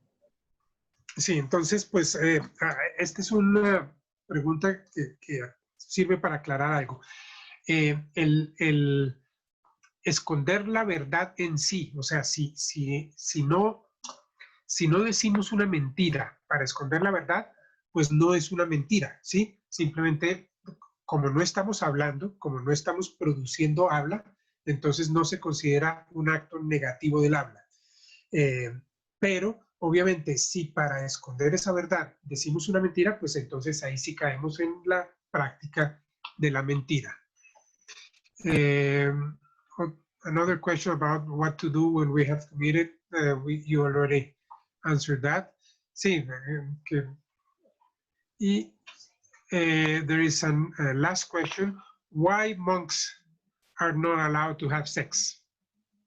That's because of the vow, actually. If you have that vow, in the monks, vow, it's not adultery. Instead of adultery, then it is sexual misconduct in general. Because monks, ordained people are, are not married. So there is difference between, like I said in the beginning, lay people do not have any restrictions as far as the physical relationship is concerned, but they have, restrictions regarding the adultery, right? But for the monks, there is no restriction regarding the adultery because there's no question of committing adultery because they are simply not married. But then, of course, the adultery is replaced by general sexual misconduct. Well, that's because of the vows. But I think the question refers why there is that vow? Why the vow of not having sex? Whom? The monks, the ordained people. Why there is a vow involving not having sex? Ordained people in monk do have the vow of, sexual misconduct. Sí, entonces, según entiendo, es porque es el equivalente a no tener sexo inadecuado en los laicos. Como los laicos pueden tener sexo en ciertas circunstancias y solamente se incluye el adulterio como inadecuado, entonces, pues el equivalente a los ordenados, dado que no podrían cometer adulterio porque no tienen una pareja y por consiguiente quedarían, digamos, totalmente libres, entonces, pues, existe el equivalente de no tener sexo de ninguna naturaleza. It's a difference between, like, when lay people take vow, that's Genyan vow, right? So, when you take Genyan vow, there is no vow of, sexual misconduct, but you have the vow of adultery, which means you can still maintain your physical relationship with your wife, but you are not to maintain any kind of physical relationship with other women. Mm-hmm. Just to clarify that, But sí, with the monks, there isn't anything, so it's just generally women. Sí, entonces, digamos, un hombre cuando está en una relación, digamos, tiene el voto de no cometer el adulterio, pero de todas maneras él puede tener sexo con su esposa, con su pareja, sin romper el voto. Pero pues en el caso de los monjes que no tienen una pareja, entonces se convierte como en el voto que toman los laicos, el voto voluntario que se toma por 24 horas, que incluye no tener sexo, ¿sí? Como cuando hacemos el yungne o hacemos los votos de Soyón, en que hacemos el voto de no tener sexo durante 24 horas. Es lo mismo. Oh, no, I actually understand. It's a good question. I understood. For monk, it's both, we can say. Actually, it's both. Because as an ordained people, as a monk ordained people, you are refrained from having sexual relationship with either married or unmarried people, right? So it's both sexual misconduct and adultery. But for lay people, it's only adultery. To just clarify, I think that was the question, perhaps. Sí, entonces creo que entiendo mejor la pregunta, dice el Khempo ahora. Y entonces para los monjes es más restrictivo en el sentido de que no pueden tener adulterio, pero tampoco pueden tener relaciones sexuales. En cambio, para los laicos la restricción es menor y sí pueden tener relaciones sexuales, simplemente que no pueden cometer adulterio. Next question is... No, we're not supposed to sing or dance. We're not supposed to sing and dance. Igual que cuando tomamos los votos de Soyón, que se supone que no debemos cantar ni bailar. Bueno, next question is regarding the clan.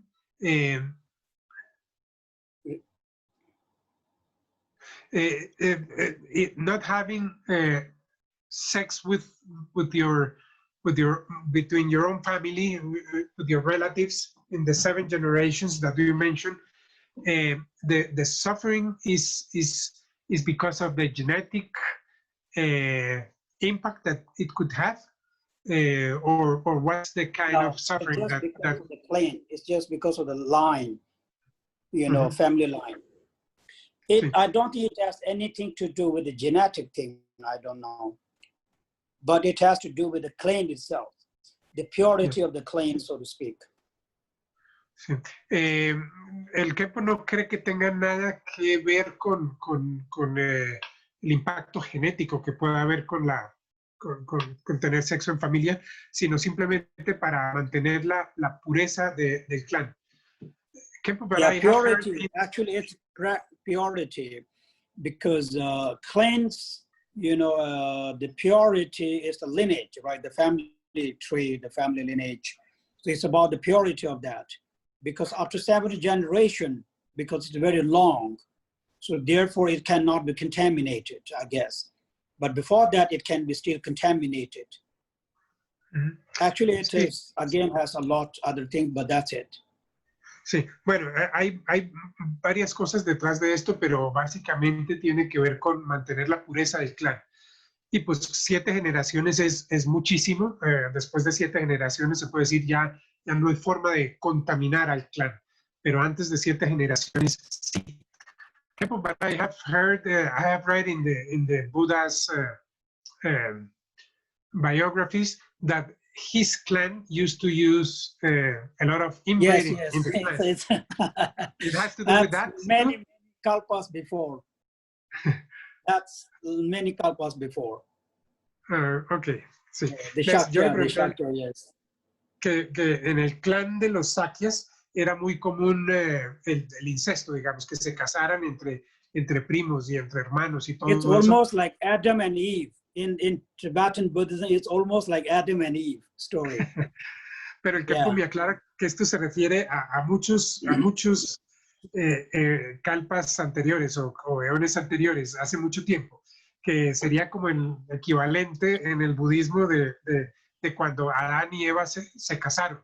Pues sus hijos obviamente tuvieron que cometer adulterio, porque incesto, porque se estaban relacionando entre hermanos o entre padres e hijas o hijos y la madre.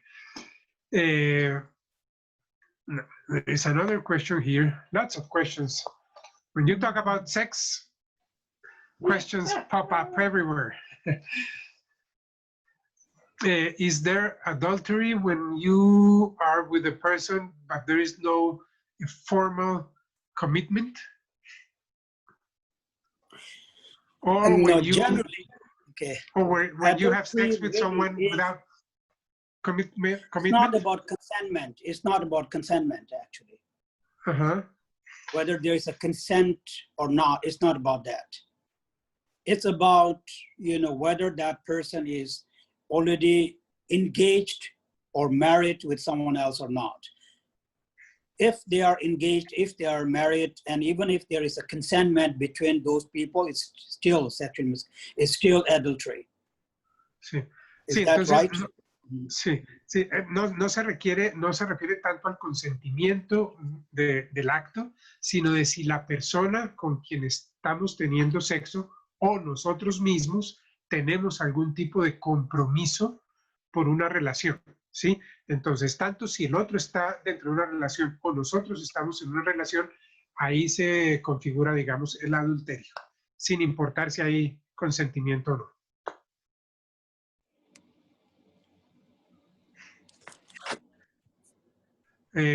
Can monks dance or sing at any time? No. We're not supposed to sing and dance at any time, actually. Yeah. No, los monjes no pueden cantar ni bailar en ningún momento. Eso les está totalmente prohibido. Someone asks, but I understand that some monks are married. How can you explain that? If they are married, then they are no longer monks. Sí, por ejemplo, si están casados, ya no son monjes. Can you talk about Karmapa's marriage? What about it? He's because married, so he's no longer a monk. I think he never took full vows. Okay, we're not going to, he did, but he maybe gave it back. I'm very sure. Someone told me, I don't remember if it was. No, it's not true. It's not true. I think it was Lodro Rinpoche. He told me that Shama Rinpoche recommend Karmapa not to take full vows when he was like 23 years old. So he never went to that, but I don't know. I might be mistaken. Okay, but yeah, Shamaramchi, yes, maybe, but he, he says those things to people. I mean, also he told me that. But anyways, Karmapa is no longer a monk. It doesn't really matter if he got, if he was Gelong or not. He's talking about Gelong, Bhikshu. But anyway, he is no longer a monk. Anyone who gets married is no longer a monk. Sí, entonces, digamos, esta es una buena aclaración. Para ser monje hay que tomar los votos del celibato, pero los votos del celibato son algo que nosotros podemos, o pues los que los han tomado, pueden devolverlos, ¿sí? Esos votos no son de por vida. Entonces, todo aquel que fue monje y se casa, pues quiere decir que devolvió los votos, sin importar si los había tomado o no los había tomado, si eran full o de novicio o lo que sea, ya los devolvió y por consiguiente ya no es más, no se considera más un monje. Okay, I think I should stop now. Yeah. Those were all the questions. Thank you very much. Okay. All right, so you guys have a very good practice, a very good day, and keep practicing. And yes, and then we'll see us next Sunday. Yeah. Bueno, entonces que tengan una buena semana. Nos veremos la próxima semana y espero que tengan el tiempo y la dedicación para hacer prácticas del Dharma. Thank you very much, Khempo. Thank you. Thank you, Khempo. Khempo. Thank you very much, Khempo. See you. Thank you. Thank you, Gracias, Khempo. Carlos. Gracias, Carlos. Gracias, Carlos.